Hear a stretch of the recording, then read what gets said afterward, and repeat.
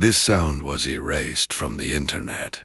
Scientists discovered a frequency that caused fear, panic, and hallucinations. People who heard it reported the same nightmare. The recording was destroyed, but fragments of it still exist. This sound was erased from the internet. Scientists discovered a frequency that caused fear, panic, and hallucinations still exist.